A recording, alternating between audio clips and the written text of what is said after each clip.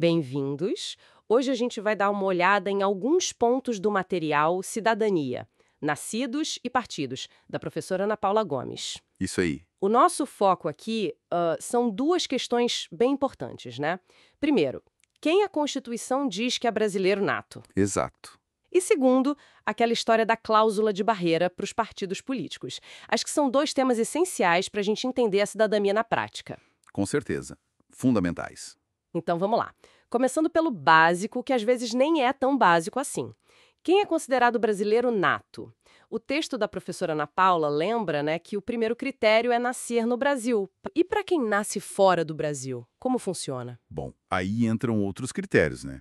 Geralmente ligados ao sangue, o ius sanguinis, que a gente chama, mas não só. Certo. É brasileiro nato quem nasce lá fora, sendo filho de pai ou mãe brasileira, desde que um deles esteja a serviço do Brasil no exterior.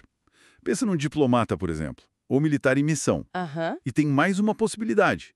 Mesmo que os pais não estejam a serviço do Brasil, Sim. se essa criança, filha de pai ou mãe brasileira, foi registrada numa repartição consular brasileira lá fora. Ok, o registro consular. Isso.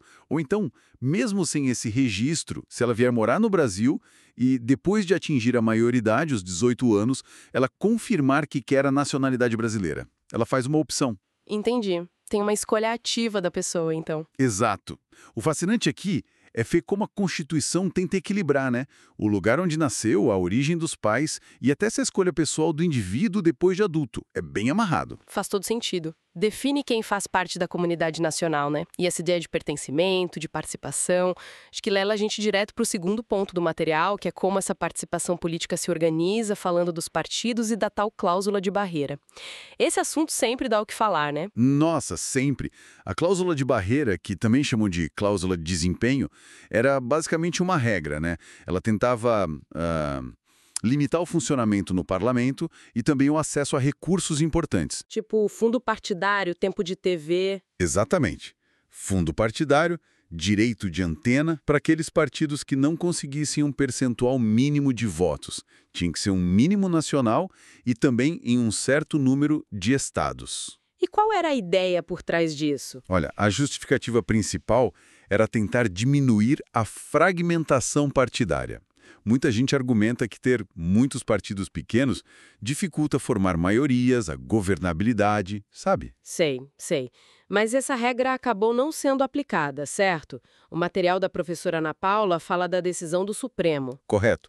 O STF, o Supremo Tribunal Federal, julgou essa cláusula inconstitucional. Não passou. E qual foi o argumento principal deles? O ponto central, e o texto da professora ressalta isso bem, foi a defesa do pluralismo político.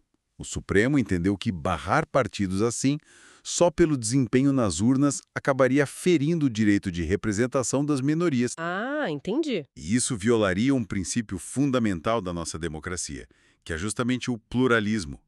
Proteger a diversidade de ideias, mesmo as minoritárias. Quer dizer, o STF colocou esse valor do pluralismo, da diversidade, acima dessa busca por um sistema partidário talvez mais enxuto, digamos assim. Isso deve ter tido consequências práticas bem grandes, imagino. Sem dúvida alguma. Com essa decisão, ficou impedido usar esse critério de desempenho para cortar o acesso dos partidos menores ao fundo partidário. O dinheiro público, para eles funcionarem. Isso. E também ao chamado direito de antena. Na prática, foi um recado do STF de que a saúde da democracia depende também de garantir que as vozes minoritárias sejam ouvidas, mesmo que isso torne o processo de formar consenso mais, digamos, complexo. Então, para a gente amarrar as pontas aqui, de um lado a gente tem as regras da Constituição, definindo quem é brasileiro nato, misturando território, sangue e até escolha pessoal. Isso. Do outro, uma decisão super importante do STF sobre a organização política, protegendo a diversidade dos partidos ao derrubar a cláusula de barreira.